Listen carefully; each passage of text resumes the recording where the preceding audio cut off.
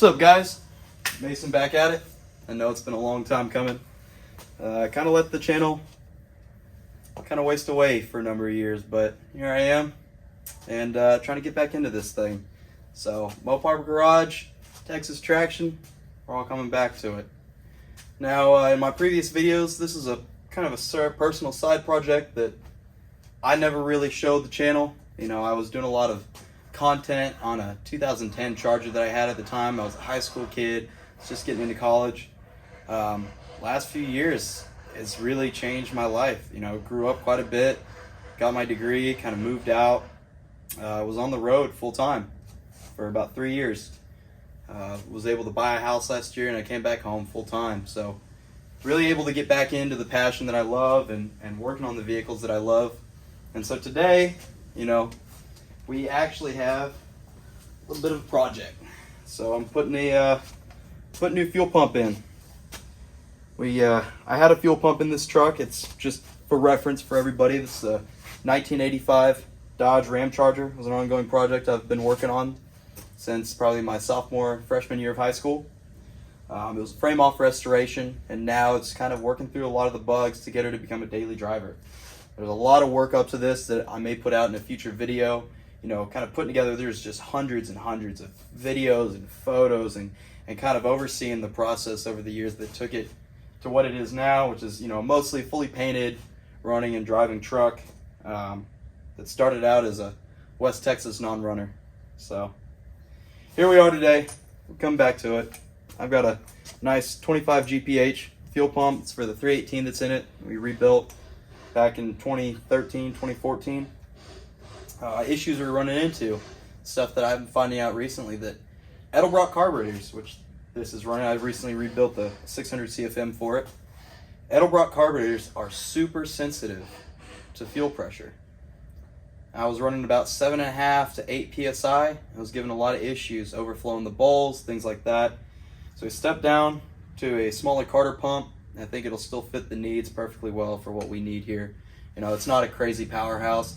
It's just a nice, mild build 318 with some headers, very minor head work, and a moderate cam. So this should cover us for what we need power-wise and getting into it. So we had to make some adjustments here. This did come with a fitting on one side, and it goes to a hose barb on the other. We adding in just a little bit of hose here to be able to get an AN fitting together, because we are running AN lines down the chassis to the tank. And we actually have a bolt hole in the timing cover that's been threaded out, or it was wallered out. So we're gonna have to go through and retap those threads. May go through with a larger bolt, but we'll get to that in the next part of the video. Okay, so here's what we've got going on. We already pulled the old fuel pump out, which, let me get y'all down there. So you're gonna see that hole right there with the gasket on it. So the old fuel pump was removed, but the way it sets, a little difficult with that alternator in the way. See our fuel lines just kind of hanging out down here. We're gonna pull that alternator and see if we can't get to tapping that aluminum timing cover.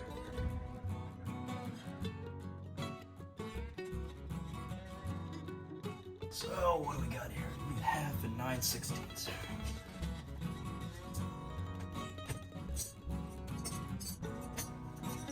All right, here we go.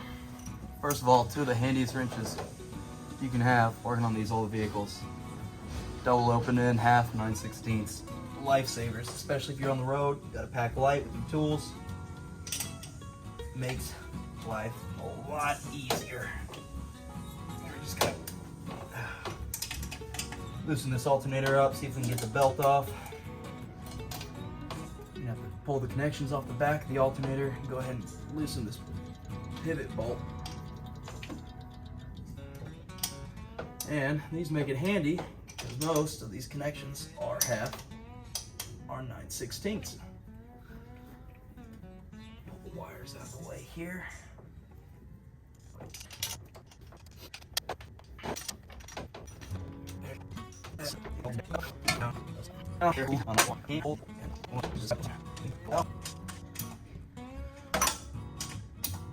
It's nice to be able to see a project come this far along, get this close. And now, I mean, there's always going to be kinks, but always stuff to fix even after you put a project back together. But this is the satisfying stuff. You can mostly 1 or 2 day projects, getting things where they're supposed to be, get to go out and drive it and test it and make sure it's to your liking. So a lot of immediate satisfaction. That's be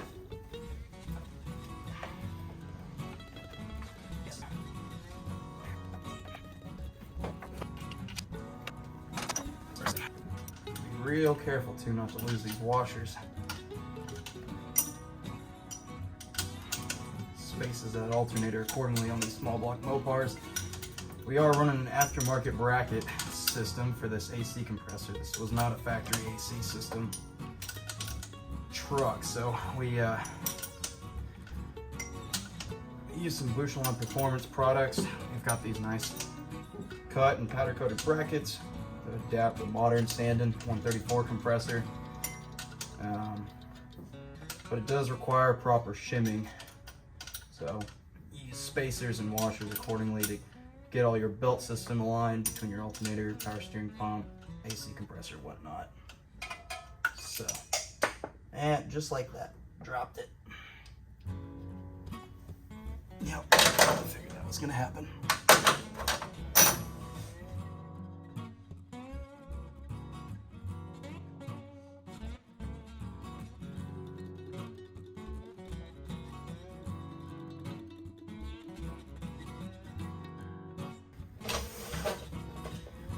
Okay, now I get to pull this out of the way. Nice and easy. Okay, here usually help if I have bungee cords. Hook it to something, keep it out of the way. I really don't want this moving on us when we're trying to tap that hole. Keep the wiring nice and tight there. See if I can just lay it down flat. Okay. And there we go. All right. So the next item here is, I ran into a little bit of an issue. Got our alternator bracket off. That was easy enough, just a couple bolts. But the hole, so if you're looking at it from the front, be mounted like this.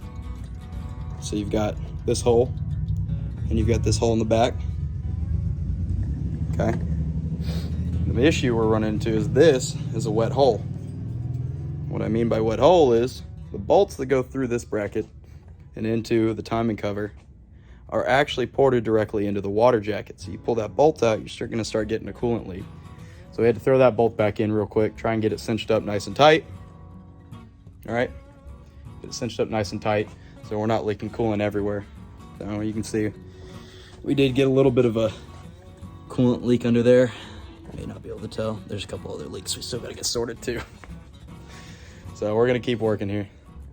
All right, so here we go. Change of plans. I am currently cramped up under this fender well, but we got a nice shot for y'all. So that's where the fuel pump mounts. The arm goes up in there and actuates off the end of the cam. What I noticed is, you see how much wall thickness is there, where the bolt hole goes through on the left side. So if you can see closely, that bolt hole, about half them threads are no longer existent. But we got threads in the back half of that hole. So what I'm thinking here is, if we get a long enough bolt, we don't have to do any drilling at all. As long as we get enough contact with that bolt and those threads, we jam up jelly tight. For reference earlier, you can see just about in the center of the camera there, that black-headed bolt. And that was the one that goes into the water pump and into the water jacket. So when I'm talking about a wet hole, you can actually see just a little bit of a drip there coming off. We tightened her back up, but she was pouring a little bit when I pulled her out. So you can see there. Anyway, it's not too much coolant lost, not a big deal. We'll wipe her up. All right, so we measured the hole. We put a a little bit longer bolt in it, bottomed it out the backside. It is an open hole in the back, but if you see, you don't want it to get too close to that chain in there. Yeah. So to avoid that, we're using the slightly longer bolt, and we just had to measure to make sure how far the bolt sticks out is in line with the flange on the fuel pump. Worked out, we're good. Should get better thread contact. All right, so let's see if we can stab this puppy back in. Go ahead and get my bolts in their respective holes. Try and hold that gasket in place. Now the trick is you got to get this lever arm underneath that rotating drum. It's up inside the case. Then we'll just work our bolts into their respective holes. Now, it makes it easier if you do this when you're off the fuel pumping stroke, because it's an oblong rotating circle there that's bolted onto the end of the camshaft. So what you're looking for is, hopefully it's rotated around so it's not putting stress on the lever arm of the fuel pump. It makes it a lot easier to slide one of these things in. Okay, let's see if I can't go ahead and get these tightened up.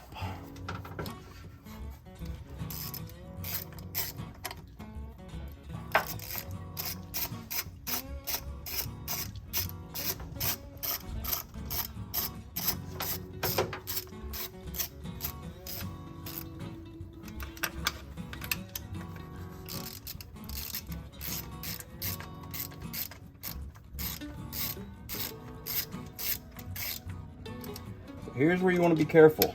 Cinching these things up. We learned our lesson the first time. Somebody we'd gotten this case from previously and aware that it was partially stripped thread. So keep in mind that when you're tightening these, you're coming into aluminum, and aluminum will strip very easily with a steel bolt. So we're just going to give it a couple snugs, and we're going to call it a day. Let that gasket do its job. So we got, here we go, where was it? So we got our fuel line going out to the carburetor.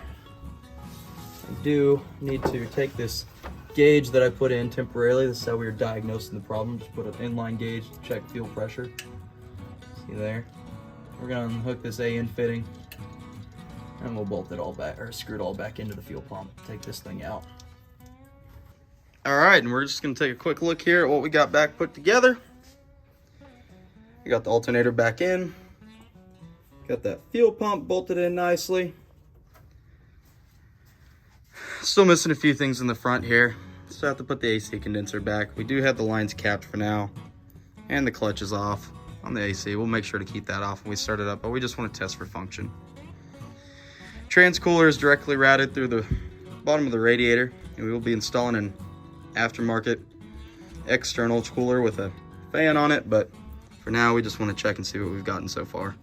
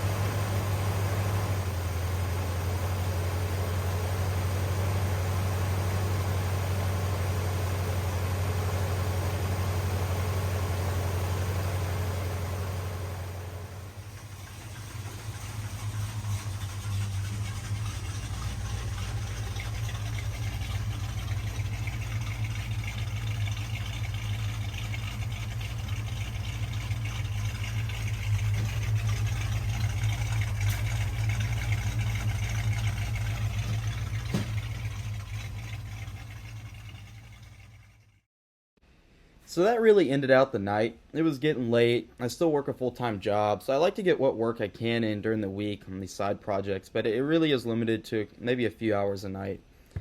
In the next video, catch me. I'll be installing an aftermarket transmission cooler, get all the electric fans set up, everything wired in, and try to get this thing ready for the road. Hopefully I'll be able to get to a little bit of the tuning on the carburetor. It still needs some needle and some jet adjustments. I do have an AFR in the truck, so that helps with the tuning and being able to set the vacuum advance, getting the whole thing just really meshing together as one unit. In other news, I've got a lot of projects in the works. So I've been thinking about this YouTube thing for a long time. I took a really long hiatus, but my goal here is to provide some really high quality videos that kind of show the real love of the hobby, not just catering to views, but really showing maybe the side of it that a lot of people don't see. It may not be quite as flashy as every YouTube channel, but there's a lot of passion that goes into it. I do also want to give a little bit of a hint now. In the future videos, we've got numerous cars in this warehouse that need some work done, but there's one project I've been saving for years, and I'll give you a little bit of taste. It is a 1972 Plymouth Valiant Scamp. Now, a lot of people may not know what that is, or at least in my generation, but it was my first car. I bought it at 13, super excited to get it, and it's really just sat as a shell. I'm currently waiting on a very large shipment of parts to come in to turn this thing into something it was probably never supposed to be, but at the end of the day, I think it will be like nothing else and truly unique.